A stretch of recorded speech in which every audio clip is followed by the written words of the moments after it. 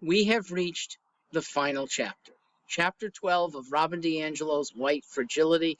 I am Mark Stewart. If you have seen only one other video, there are many more leading up to this.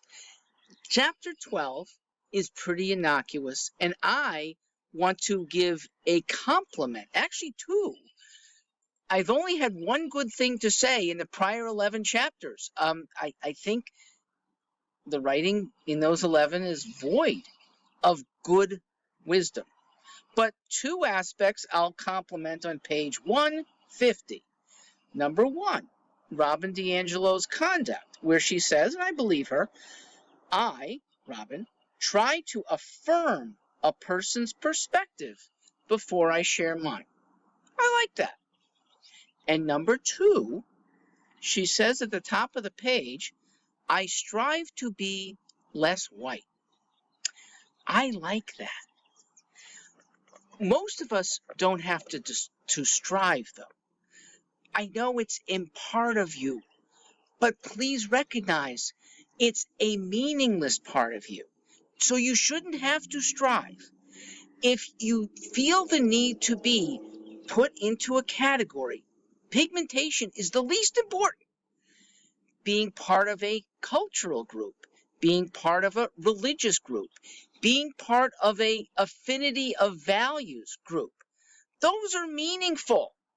And honing them and being in touch with same type people or recognizing differences among types but still tolerating them, those are high virtues to strive for.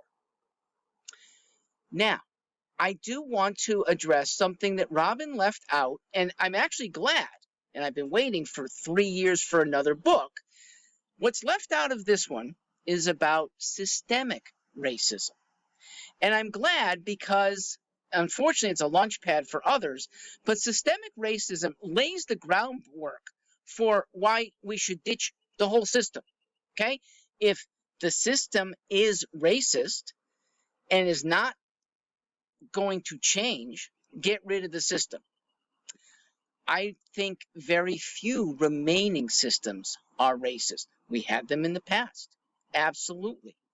We have gone out of our way to end them and to some extent rectify where we can damage from previous racist systems. The remaining systemic racism does come in government. I think corporations are void of it. I think individual families in the Northeast anyway, where I live, are pretty much void of it. But systems of government still at times hurt blacks, mostly in schooling, at times hurt whites, somewhat in employment, and many times create divisions in the first place that don't need to be there. We shouldn't have to even check a box on a single form saying, what is your race? And look what it does to people with mixed heritage, okay? What is my race? They don't care, and yet they're asked to put themselves into one, maybe more boxes. So let me conclude by answering a question that Ms. DiAngelo asks in the title. And I will now answer, having read this 2.5 times. Why is it so hard for white people to talk about racism? And the answer is, until folks like you put it back into our daily lives, it was not necessary to talk about racism.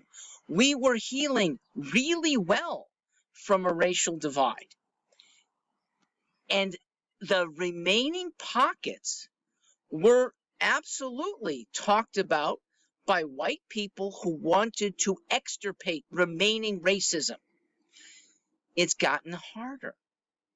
And it's gotten harder because in the process of talking, people who want to reform are shown falsities, are shown victimhood. We'd all like to stop using the terms black and white. They're not necessary. And books like this and seminars like you profit off of Nothing wrong with profit, but I think you could do other things with your life, Ms. D'Angelo. And certainly the cowardice that corporations have latched onto, that to check a DEI box, they punish relations with their customers, they punish relations among employees, and they take down the American ideal. Corporate America grew greatly because of the American creed. And now, because it's still the most powerful force, more powerful than government itself, corporate America is on the cusp of destroying America. I thank you for being with me on this. Worthy book if you haven't read it, but I hope I've given enough of an expose to start some thought. I am Mark Stewart.